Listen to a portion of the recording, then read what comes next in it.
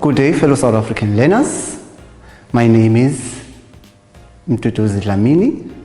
I am a lecturer at Enhlanzeni TVET College under the electrical department, where we are offering electrical infrastructure and construction. My subject that I'll be looking into today is electronic control and digital electronics under the topic of fundamentals of electronics. The module is basics of oscillators. So, like we did on the last lesson, we looked into what was oscillation about, where is it used, and how do we achieve oscillation, and what are the conditions of oscillation. We also looked at the different types of oscillators, where we said we have two mainly, which is sinusoidal and non-sinusoidal oscillators. Today we shall continue and look into what we call the types of oscillators under sinusoidal oscillators, where we have four different kinds. We have an RC phase shift, and then we have a Colpits and a Hartley oscillator, and we also have a crystal controlled oscillator. So our lesson today will be looking into each and every oscillator that we have mentioned. We shall go deep into each and every oscillator one by one. So today we shall start with what we call the RC phase shift oscillator. A resistor, capacitor, phase shift oscillator.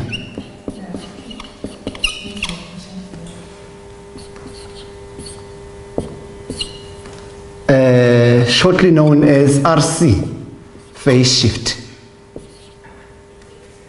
Shortly known as an RC phase shift oscillator. So, how does an RC phase shift oscillator operate? We now need to do what we call the diagram of the oscillator. The diagram of the oscillator. One, let us draw the RC phase shift oscillator. Guys, I always say to you, you will never know a diagram by simply looking at it, good textbook, and then you say, I now know this diagram. No, you won't do that. It is practically impossible. You will have to draw the oscillator. Even if you have drawn it at school, you can draw it at home until you master it in your head.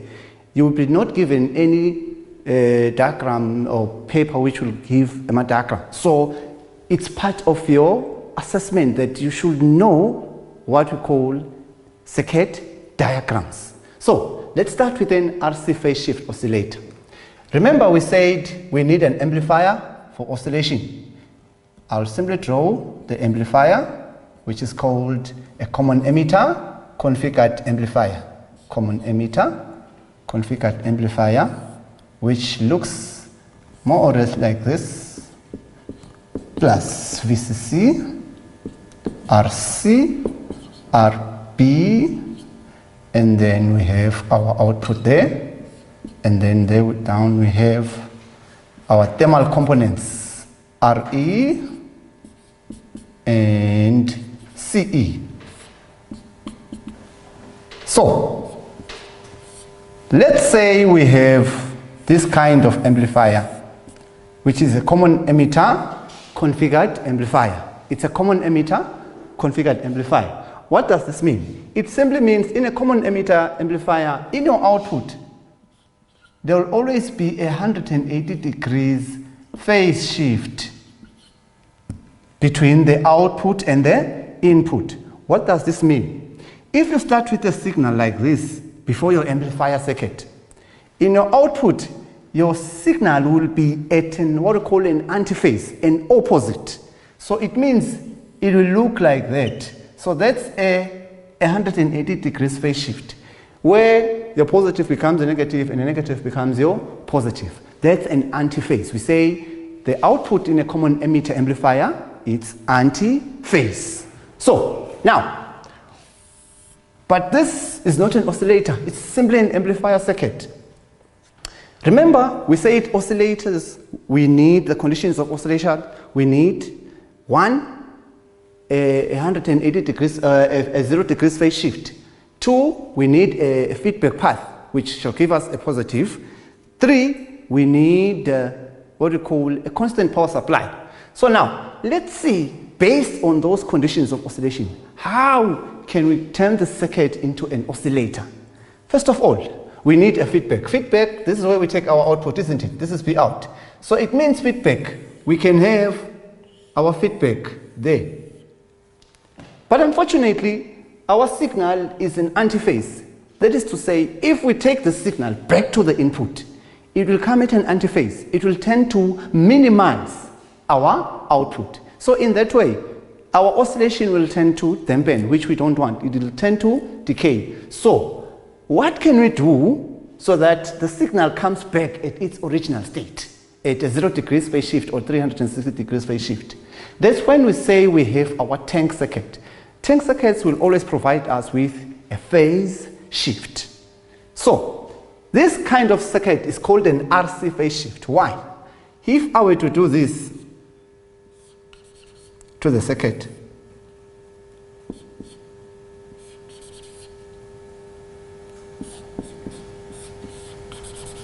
and call this C1, R1, C2, R2, C3, R3.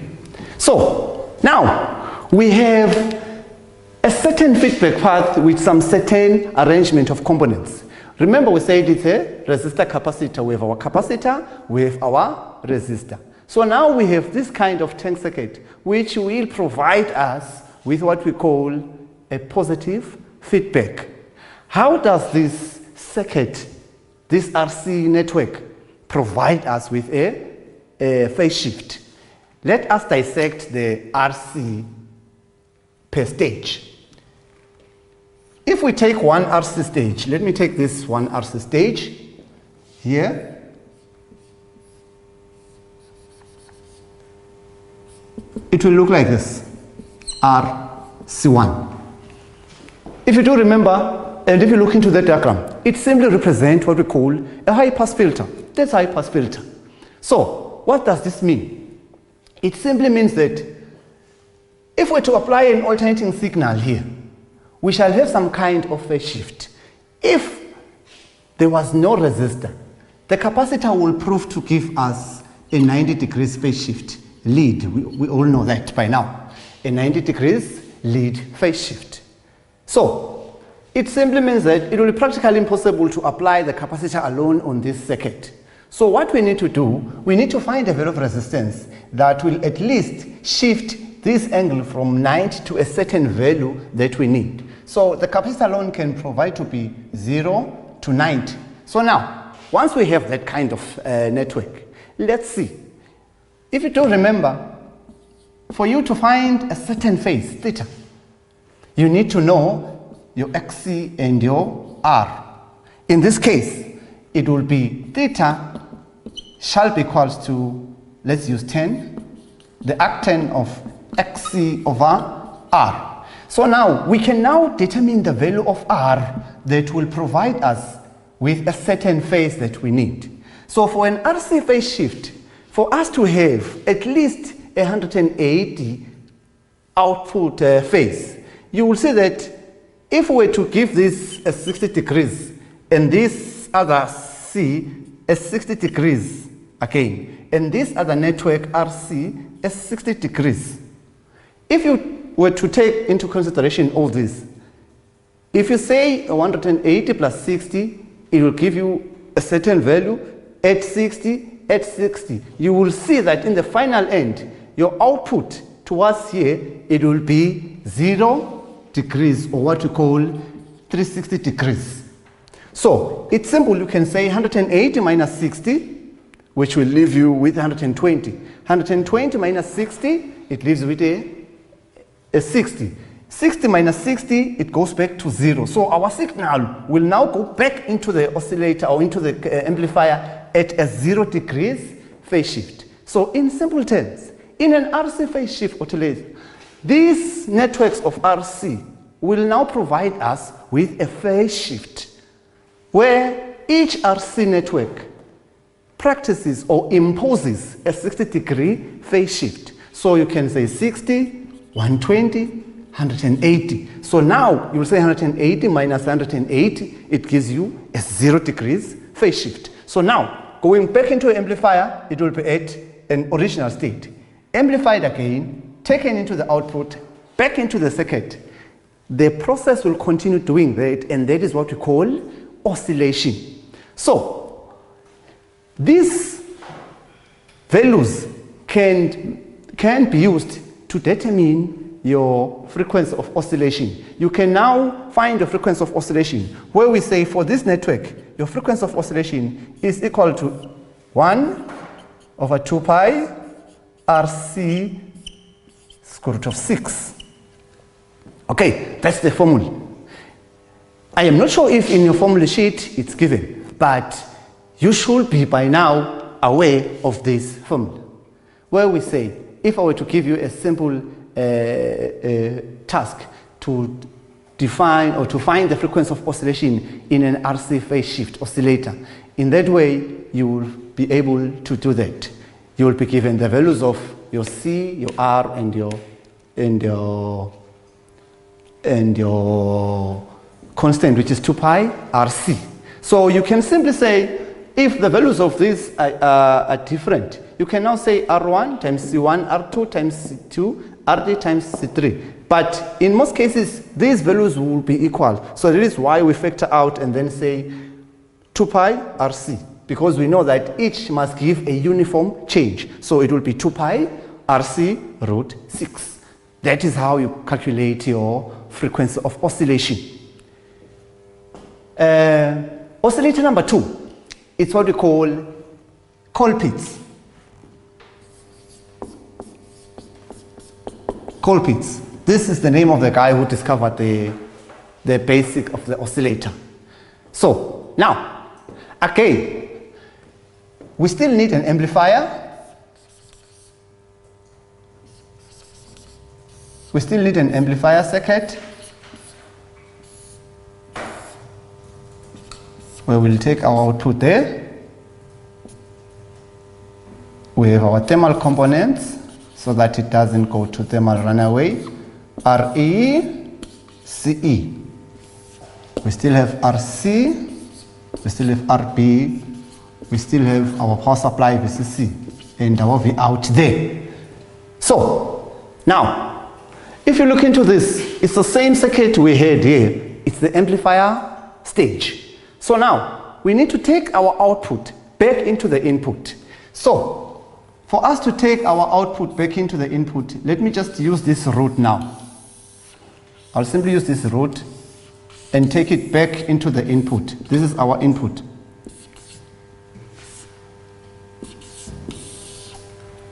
This is our input of the amplifier. So, still, we have only achieved a feedback path. We haven't achieved what we call loop gain and also a 360 degrees phase shift. So how do we achieve our 360 degrees phase shift? Let's have our tank circuit now here. So now I'm having a tank circuit. What I will do, in a Colpits, you will have two capacitors dissected like that with an inductor. This is an LC circuit. We'll call this C1, we'll call this C2, we'll call this L1. That's our tank circuit there. It is called a Colpits Oscillator. Well, it uses capacitors which are connected in this format.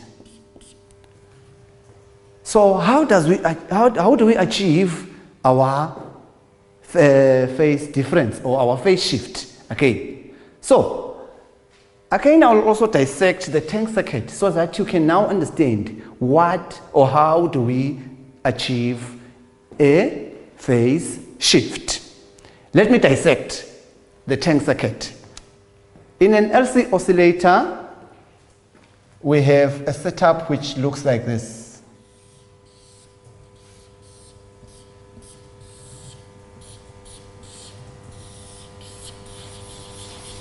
just the tank circuit alone. C2, C1. Or let me just redraw it so that you understand it much better. Let me just redraw it so that it becomes much simpler to understand. Can I have a marker which is now writing? Okay. So, how do we dissect it? Let's simply say we have our inductor at the top there, and we have one of our capacitors there. We have the other capacitor there, and we ground them. Remember, they are just grounded like this. Okay, they are just grounded like this. So we can look into them as this. So if we call this capacitor C1 and we call this capacitor C2, it simply means that there will be a voltage that will be developed across C1, and that voltage is the same as the output voltage. That's where we measure our output voltage. C1 is connected between the collector and the ground of the circuit. So now C2 is connected between the transistor space, you see, the transistor space, and the ground. That's where we take our feedback voltage. So you see now, let's assume that L1 here becomes our voltage source by then. So if L1 becomes our voltage source, it will simply say, I will induce a voltage on both of these capacitors. Let me put polarity on these capacitors. One will be looking that direction, the other one will be looking that direction. So what does this mean? These capacitors are 180 degrees out of phase with each other. So it will simply induce the voltage in these capacitors. So once it does that, a certain current will be flowing there, a certain current will be flowing there. So this voltage will change now, will reverse the direction with respect to the polarity of the capacitor. So the first time the capacitor, the inductor induces, this will provide an antiphase to that one, which is 180 degrees, and that will provide an unchange. So when the inductor again reverses the voltage, this capacitor will give an opposite to that. So in that way, we can now achieve what we call a phased or a changed phase of the voltage back into the amplifier. So that is how a Colpits operate. So in that we can have what we call the frequency of oscillation. The frequency of oscillation of this frequency of oscillation Fr in a Colpits shall be equal to 1 over 2 pi, which is a constant. Then we have the square root, it's an LC field, it's a tank, LC T. Remember now the capacitors, if you look into them, they will be connected in a series format. So what do we say? Where CT, where the total capacitance, when capacitors are connected in series, they are added up as resistors in parallel. So it's a product of a sum. Now you can find your total capacitance, which will represent your CT now. So that in that way you can now determine your frequency of oscillation. The next oscillator under our LC oscillator is what we call a Hartley oscillator. You will see I will simply erase this and erase that.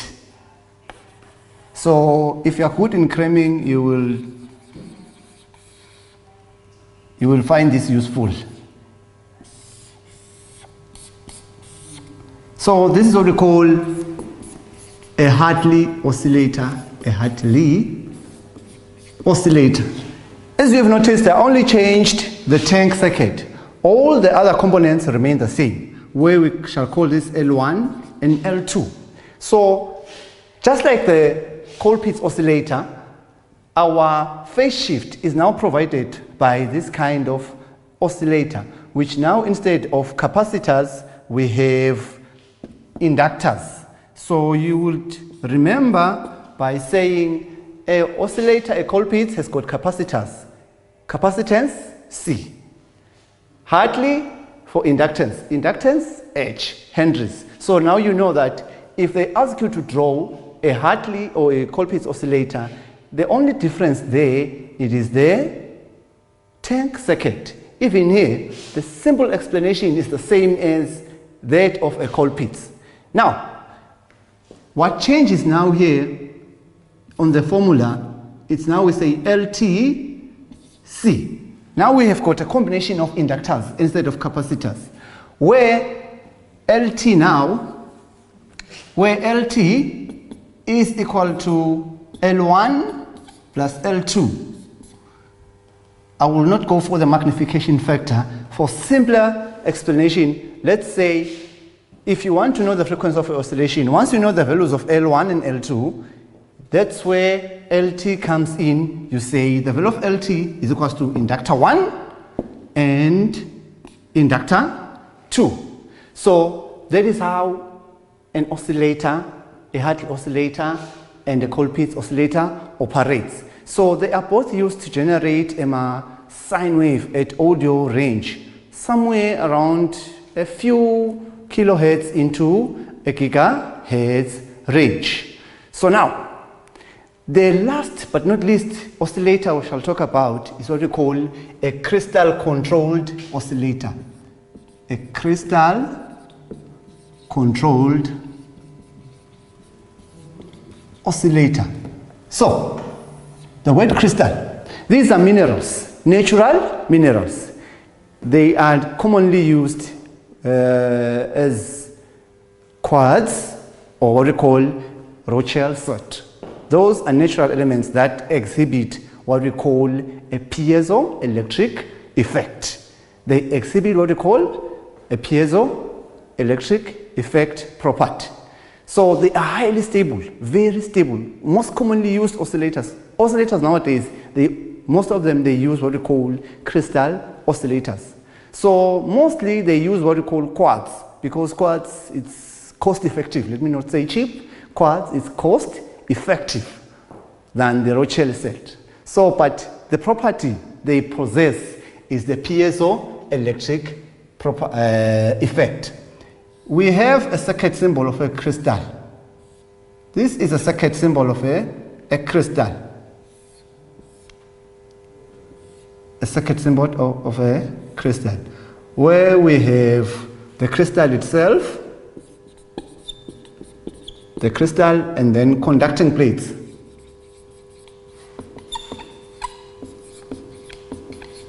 So that's a circuit symbol of a crystal. So how does the piezoelectric effect come into place? The piezoelectric effect simply means that if you were to put this crystal under some mechanical strain, that is, you apply stress onto the crystal, it will tend to give you some kind of an EMF. Okay, it will generate an EMF here. It will generate an EMF. If you apply mechanical stress onto this crystal, it will tend to generate a EMF. That's one part of the piezoelectric effect. If you apply a mechanical stress, the crystal will tend to vibrate and then give you an EMF. So it is true that if, again, you were now to apply an EMF, an alternating EMF into the crystal must now tend to vibrate. Okay, remember we were vibrating the crystal to have an EMF. Now we are having a source going back into the crystal must tend to vibrate. It is sometimes called reverse or piezoelectric effect. So in that way, it means there's some kind of vibration, and that vibration is determined by the physical dimension of the crystal. So they will be cut in such a way that they give you a certain level of vibration that will give you some kind of oscillation. So in that oscillation, it is where we say, now, instead of all those components we had, in our amplifier stage, instead of all the components we had in our amplifier stage, we no longer use the Colpits or the Hartley or the RC phase shift. Instead now, we shall take this and we can have a connection of the crystal, which will now vibrate and then convert our signal back into the input as a 0 degrees phase shift. There is an equivalent circuit of a crystal oscillator, but due to time constraint, I will explain it some other time. So we can connect it in a series format, or we can also connect it in a parallel format. This is our crystal there in a series, and we can also connect it in a parallel format. Let me just put it there. So instead of the inductor in a Colpits, we put the crystal there. That's parallel resonance. We call it parallel resonance. And you have your capacitors this side.